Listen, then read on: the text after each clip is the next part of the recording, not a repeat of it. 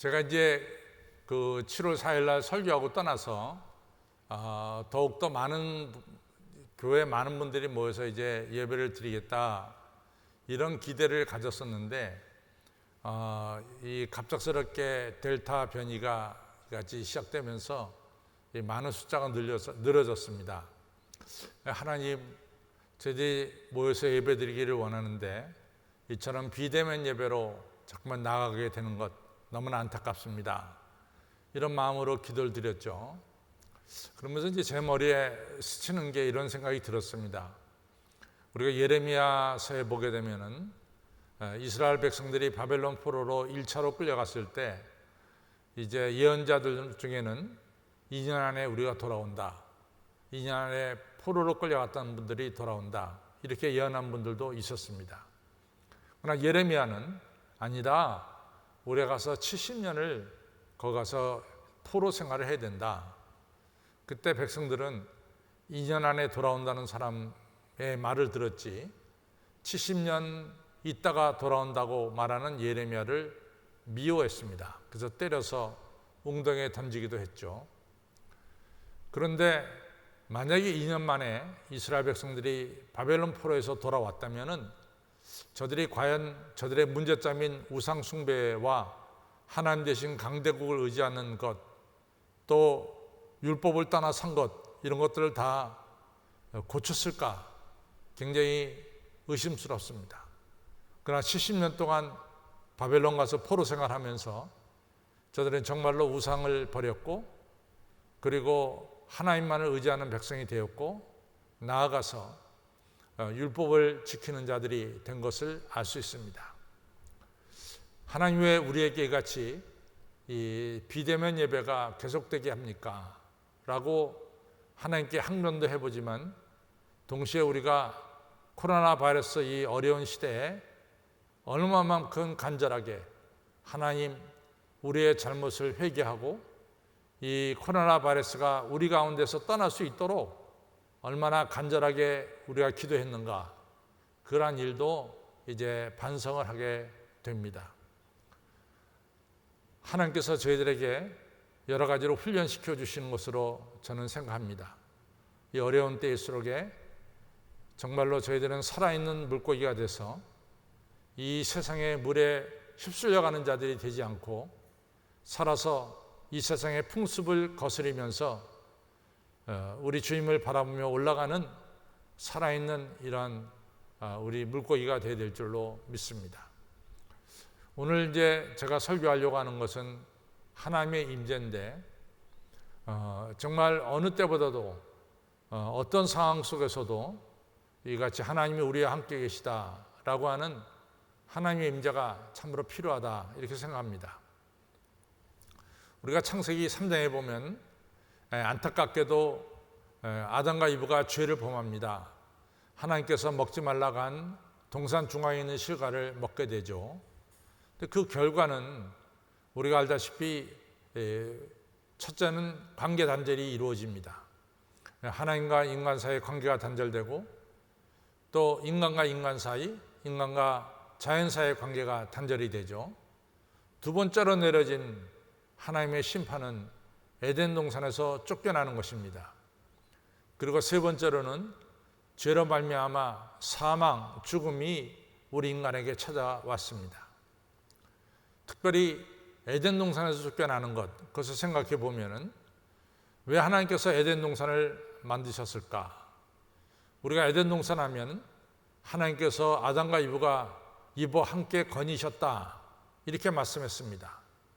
에덴 동산은 우리 인간이 하나님과 함께 거하는 곳, 하나님의 임재를 어디서나 느낄 수 있는 곳, 이것이 바로 에덴 동산이죠. 그런데 인간이 죄로 말미암아 에덴 동산에 쫓겨났고, 쫓겨난 인간이 다시 에덴 동산에 들어오지 못하도록 성경은 화염검으로 그 에덴 동산을 지켰다, 이렇게 말씀하고 있습니다.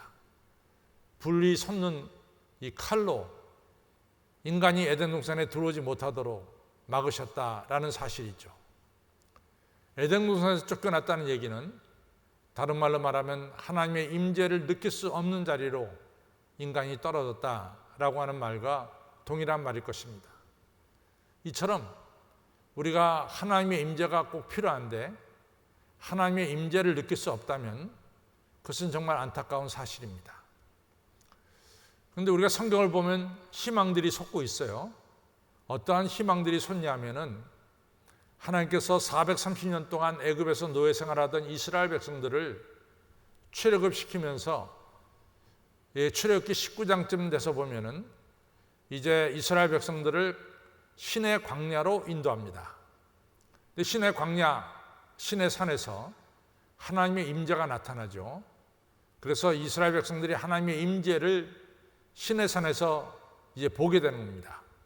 신의 산 꼭대기에 번개와 우레소리와 그리고 불과 그리고 나팔 소리로 또 구름이 빽빽한 가운데 하나님의 임재를 나타냅니다. 그러면서 나팔 소리 같은 우렁찬 소리가 들리면서 이제 신의 광야에 있던 이스라엘 백성들이 산으로, 하나님 계신 산으로 올라오지 못하도록 합니다. 올라오는 자는 하나님께서 멸하시겠다 이렇게 명령하셨어요. 그래서 신의 광야에 평원에 있었지만은 하나님 계신 신의 산 꼭대기에는 올라가지 못합니다.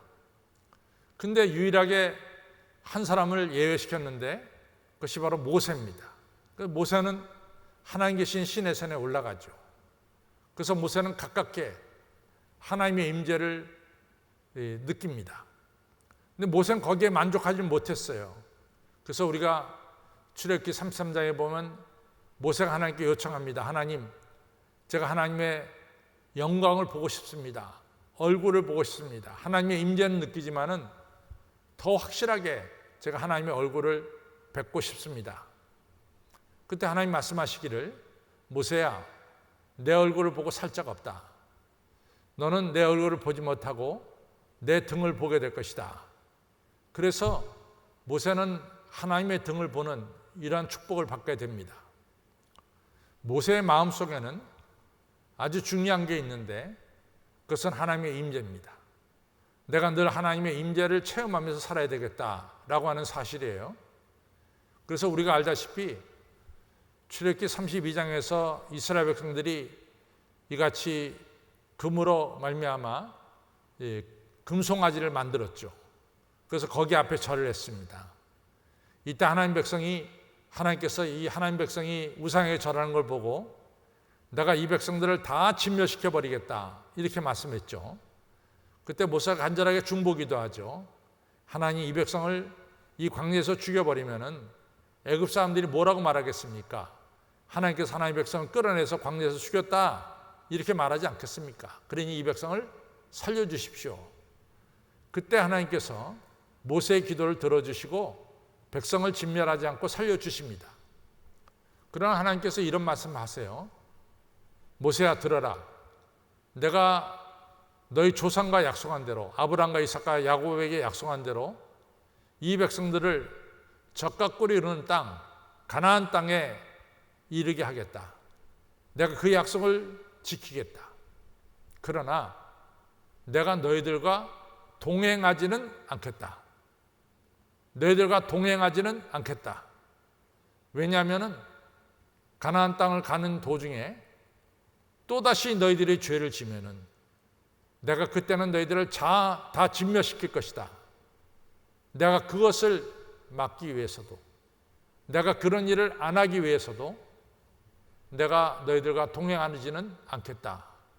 이렇게 출애굽기 33장 3절에서 말씀하십니다. 그때 모세가 15절에서 이런 말씀합니다. 하나님 만약 우리와 동행하지 않으신다면 우리는 젖과 꿀이 흐르는 가나안 땅에 들어갈 이유가 없습니다. 우리는 하나님 안 계시는 가운데 젖과 꿀이 흐르는 그런 가나안 땅에 들어갈 이유가 없습니다. 저희는 안 들어갑니다. 그때 하나님께서 뜻을 돌이키시고 모세의 말씀을 들으시고 내가 너희와 동행하겠다. 내가 너희들이 편안하게 하나님의 임재를 느끼면서 가나안 땅에 들어갈 수 있도록 내가 너희와 동행하겠다. 이런 약속하시죠. 그러시면서 하나님께서 모세에게 명령한 것이 뭐냐면 성막, 회막을 짓도록 했습니다. 그래서 광야에서 움직일 수 있고 옮겨 다닐 수 있는 이 천막으로 된 하나님 만나는 장소, 성막을 짓기 시작했습니다. 그래서 구약에서의 성막은 우리가 회막이라고 부르는데 그것을 갖다 영어로 말하면 미팅 플레이스다. 하나님을 만나는 장소다. 이렇게 되어 있습니다. 그래서 가나안 땅 들어가는 40년 동안 하나님께서 이스라엘 백성들과 함께 하신다. 하나님께서 이스라엘 백성들 중에 임재하신다. 이것을 상징하는 회막을 만들도록 허락을 해 주셨습니다. 여러분, 오늘처럼 우리가 하나님의 임재를 절실하게 느끼는 때가 어디 있습니까? 정말로 순간순간 하나님께서 함께 하시지 않으면 우리가 살아가기 힘들다고 하는 것을 정말로 느낍니다. 하나님께서 함께 하시지 않으면 사소한 일부터 큰 일까지 이같이 의미가 없고 또 될 일도 되지 않는 경우를 많이 느끼게 됩니다. 저는 이번에도 똑같이 하나님께서 함께 하시지 않으면 정말로 우리가 살아가기가 참 힘들다라는 걸 갖다가 여러 번 느꼈습니다. 하나님께서는 하나님의 임재를 상징하는 하나님과 함께 하신다는 것을 상징하는 회막을 만들도록 했습니다. 이 회막이라고 하는 것은 너무 중요하죠. 회막에는 이같이 아시다시피 이 성소와 지성소가 있습니다. 신명기 12장 5절에 보면은 내 이름을 그곳에 두겠다 이렇게 말씀하셨어요. 그러니까 하나님의 이름은 바로 지성소에 하나님의 이름이 있다라고 하는 얘기죠. 그래서 하나님이 계신다라고 하는 것을 상징하죠. 지성소는 알다시피 법궤가 있는 것이 지성소입니다.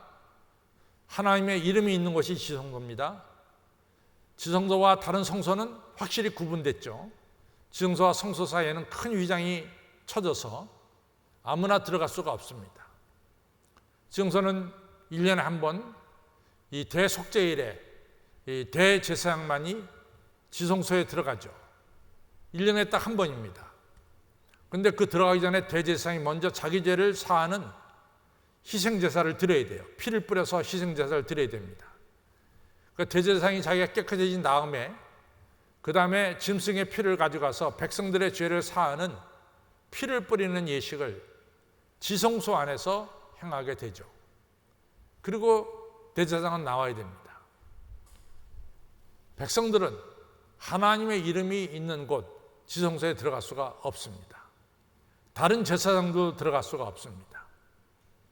이 얘기는 비록 회막은 우리에게 만들어 주셨지만은 우리가 회막을 통해서 하나님의 임재를 더욱더 확실하게 느낄 수 있느냐? 거기에는 여러 가지 한계점이 있다라는 것을 볼 수 있어요. 아직까지는 우리가 에덴 동산으로 들어가지는 못하고 있다라는 것을 알 수 있습니다. 그러나 회막이 있다고 하는 자체가 너무 중요한 거죠. 하나님을 만날 수 있는 장소가 있다는 것이 너무 중요하죠. 그래서 다윗은 예루살렘을 점령하자마자 다윗이 제일 먼저 한 일이 뭐냐면 예루살렘 위에다가 성전을 짓는 일이었습니다.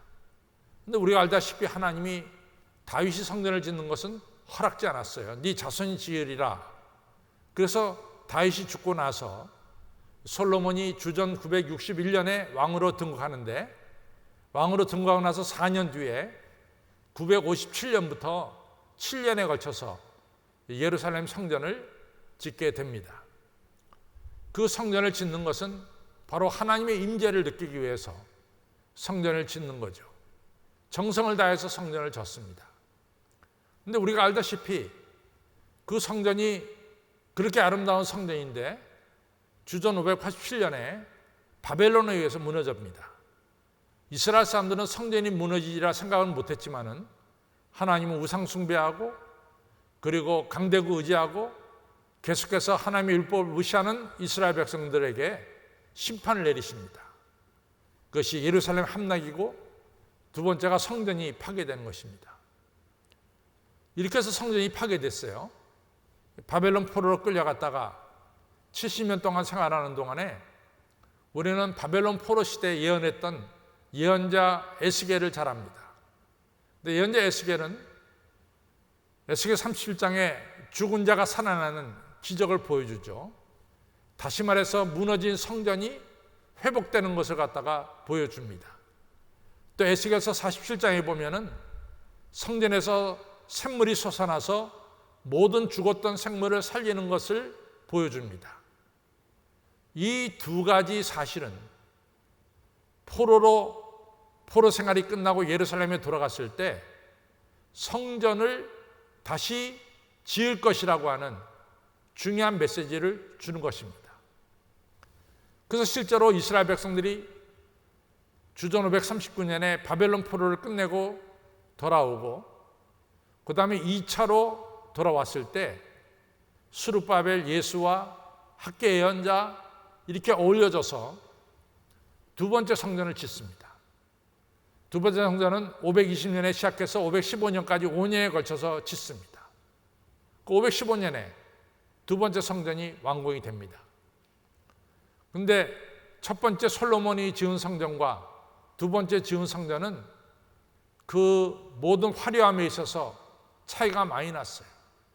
솔로몬이 지은 성전은 너무 화려하고 좋았는데 포로 생활 끝나고 돌아와서 지은 성전은 좀 초라했습니다.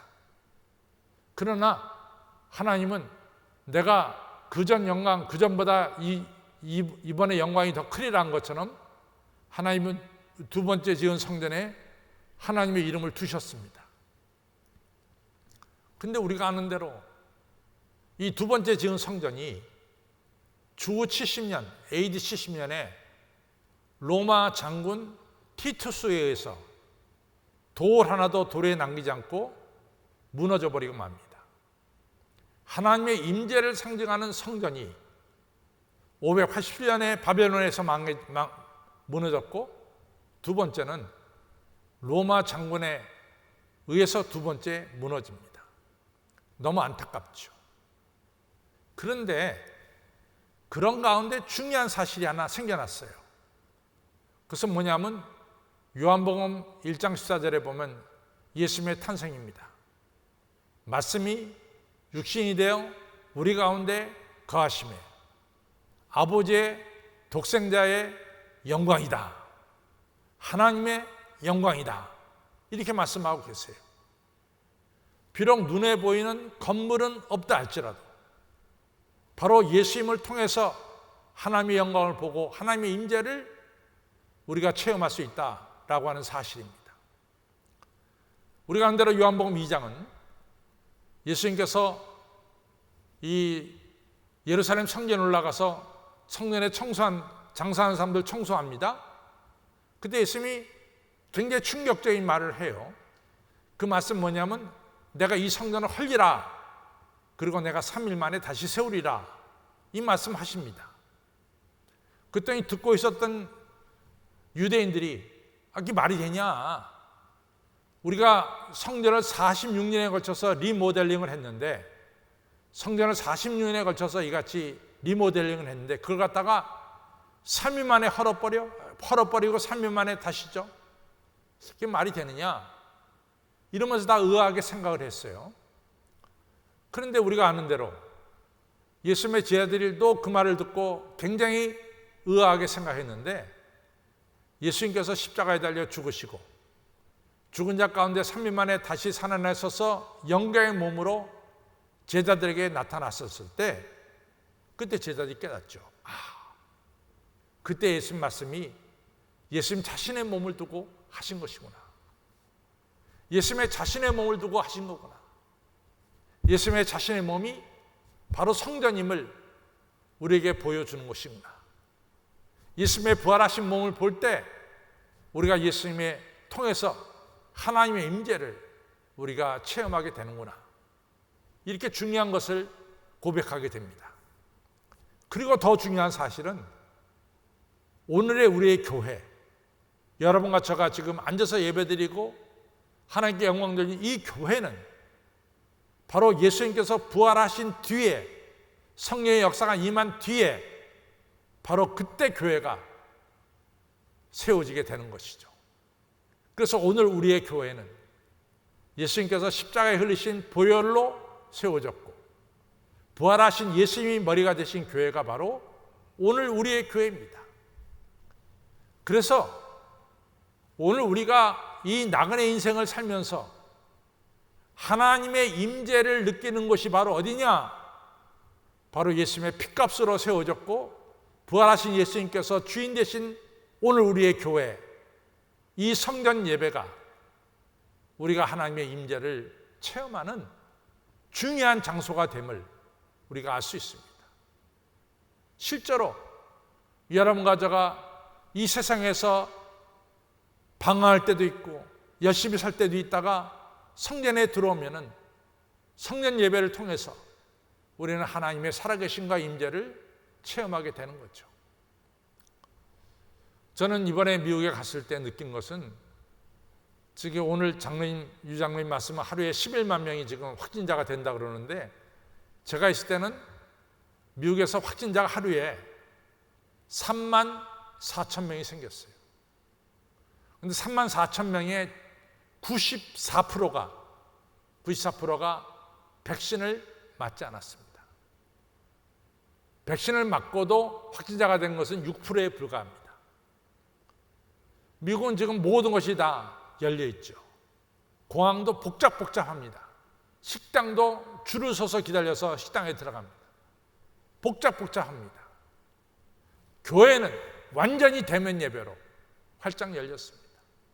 누구나 와서 예배 드릴 수 있도록 교회 문이 열렸어요.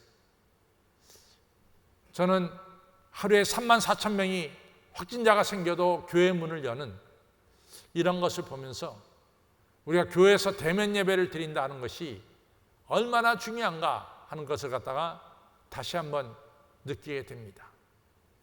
여러분과 제가 하나님의 임재를 어디서 느낄 수 있느냐? 그것은 바로 이같이 성전 예배를 통해서 여러분과 제가 하나님의 임재를 느낀다는 것을 꼭 기억하시기를 바랍니다.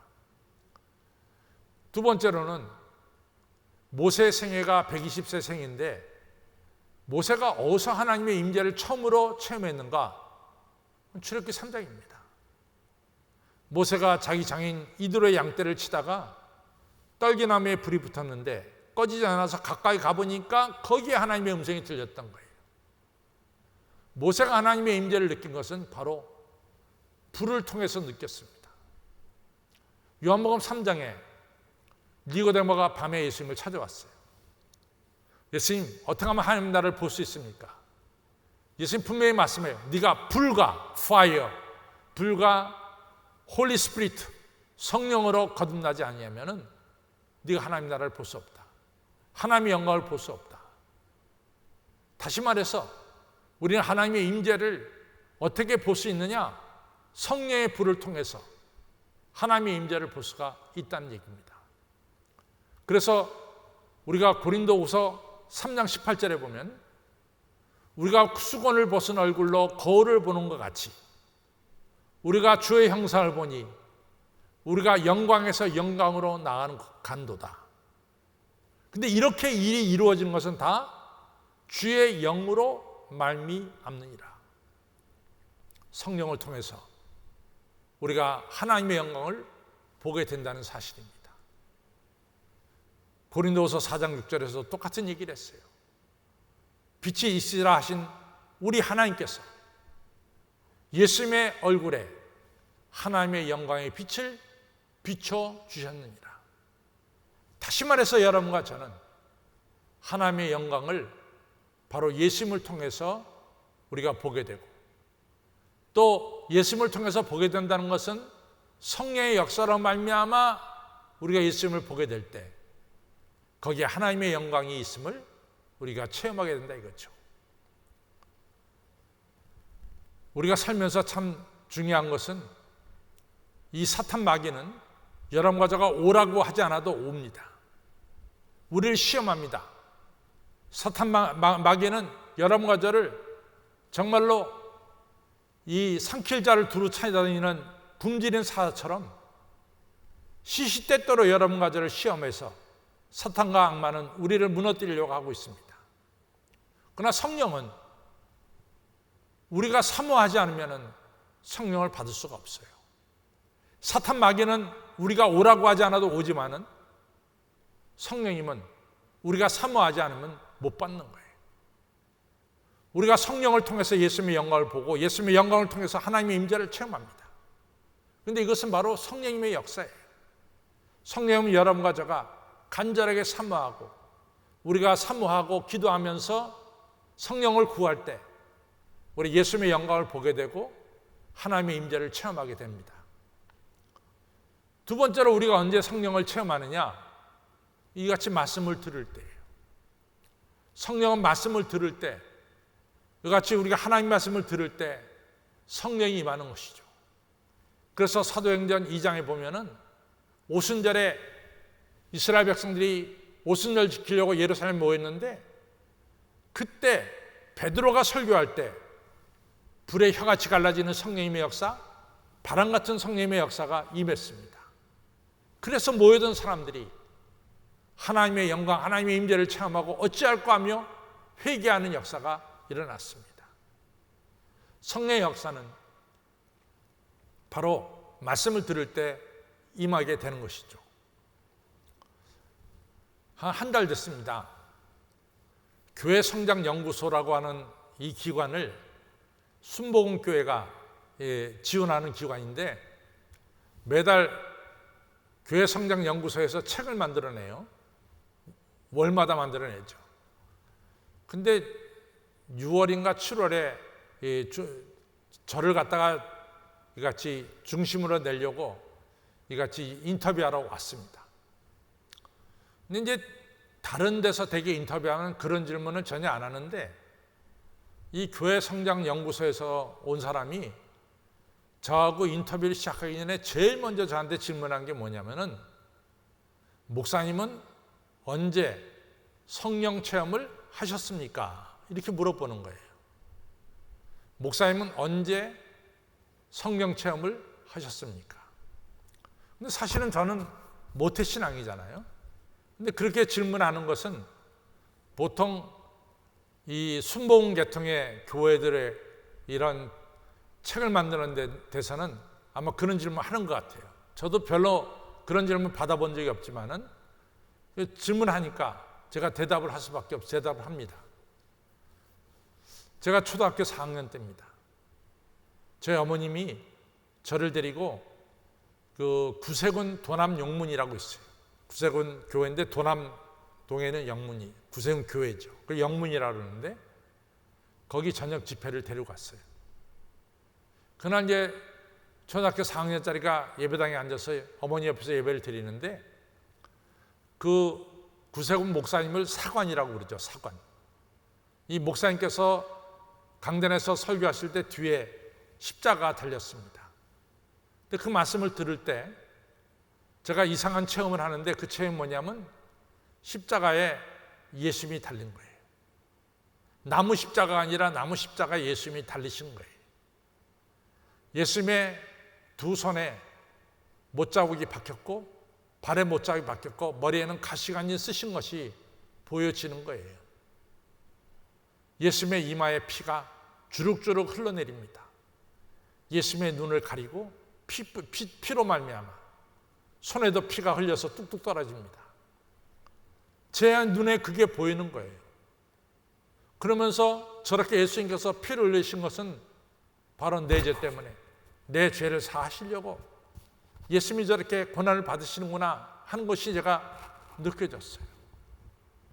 그때 말할 수 없는 눈물을 흘리게 됩니다. 정말 많은 눈물을 흘렸어요. 예수님이 나 같은 죄인 위해서 십자가 되어 죽으신 것이 이같이 확실하게 느껴졌고 또 그때 제 몸이 뜨거워지는 것도 느꼈습니다.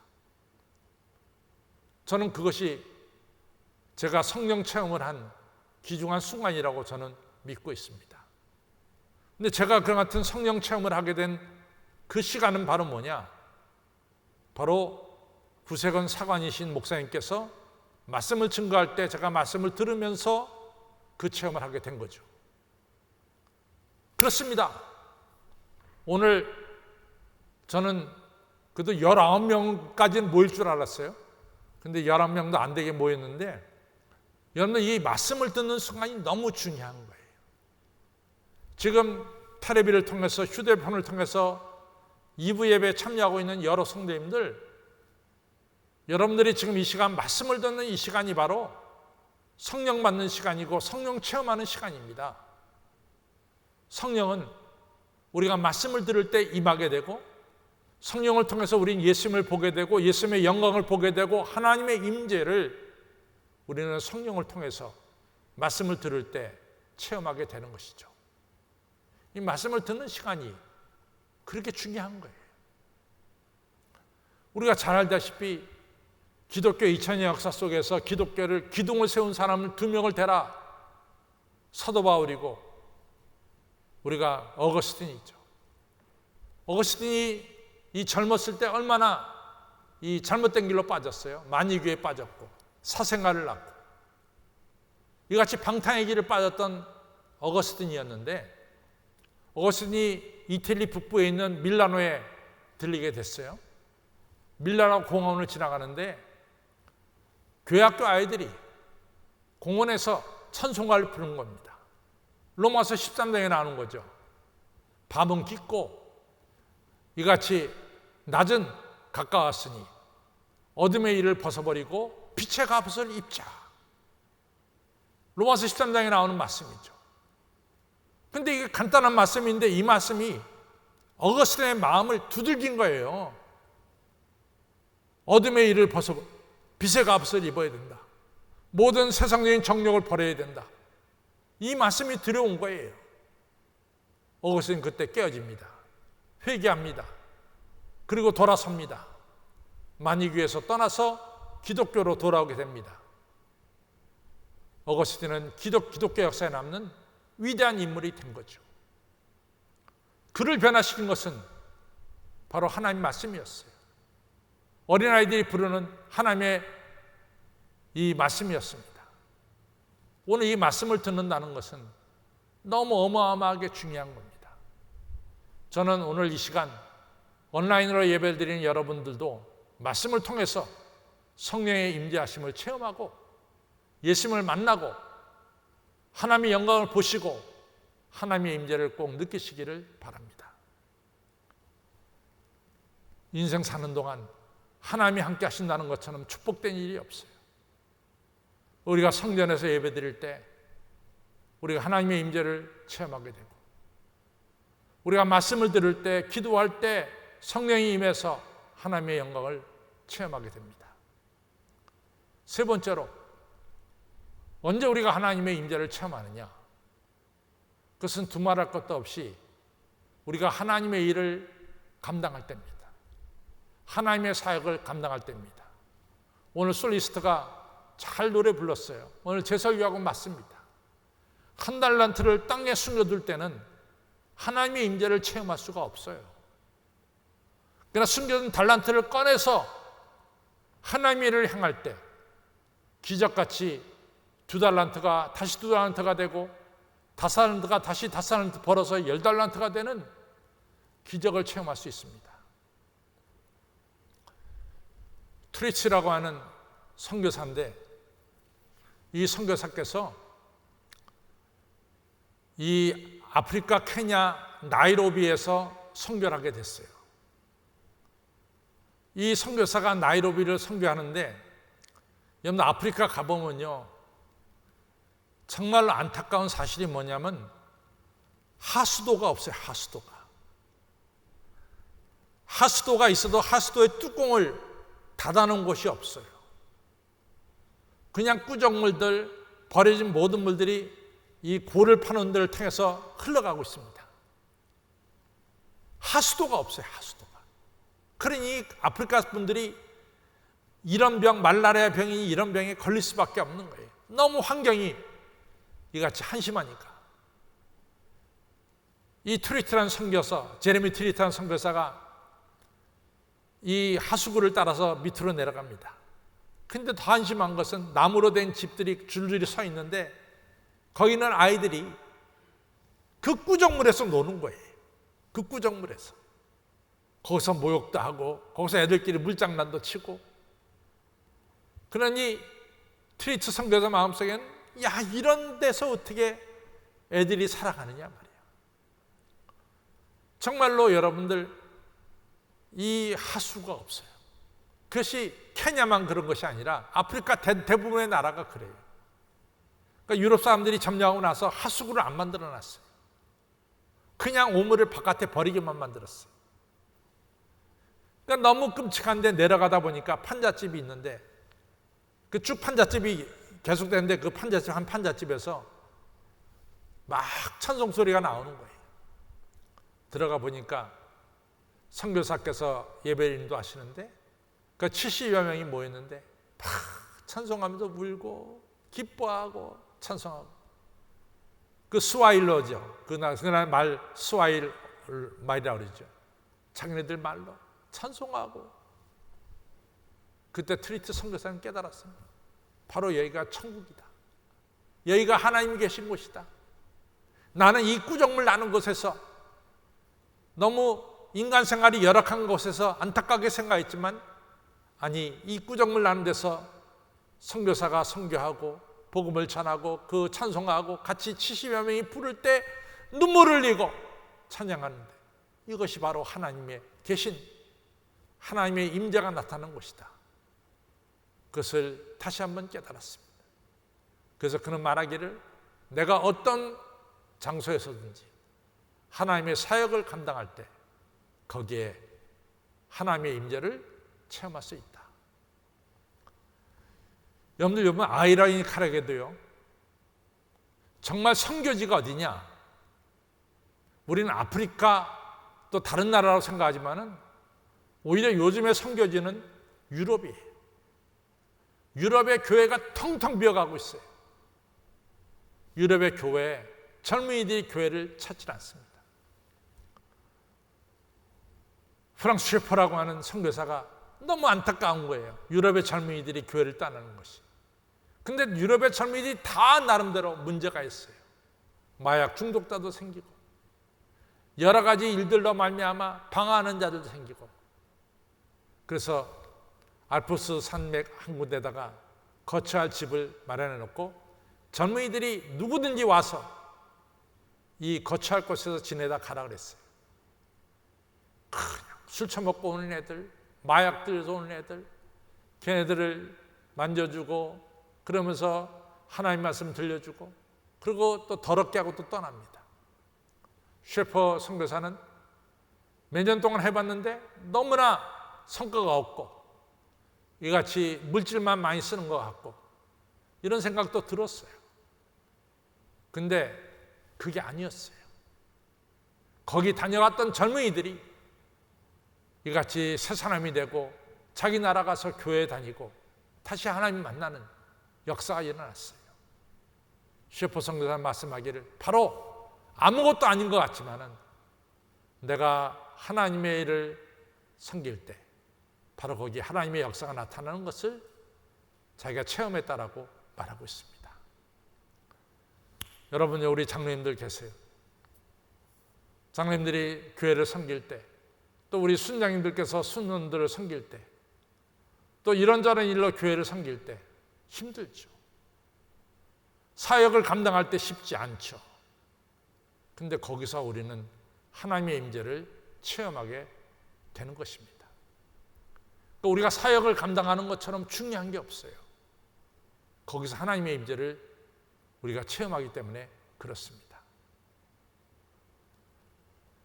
사실은 여러 가지 이야기 할 수 있지만 정말로 하나님의 임재가 없으면 살아갈 수가 없어요. 너무 쉬운 것 같지만 어려운 세상이 오늘의 세상입니다. 너무 어려운 세상이에요. 정말 살기 힘든 세상이 오늘의 세상입니다. 이 세상 속에서 전능하신 하나님께서 함께 하신다는 이 임재를 우리가 깨달을 때 우리가 담대하게 살아갈 수가 있습니다. 하나님의 임재는 내 이름을 두시겠다고 말씀하신 바로 성전입니다. 예수님의 피값으로 사신 우리 성전입니다. 예수님 머리 대신 이 성전입니다. 우리가 하나님의 임재를 성전 예배를 통해서 체험할 수 있습니다. 하나님 말씀을 들을 때 성령의 역사가 임하고 주님의 영광을 보게 되는 거죠.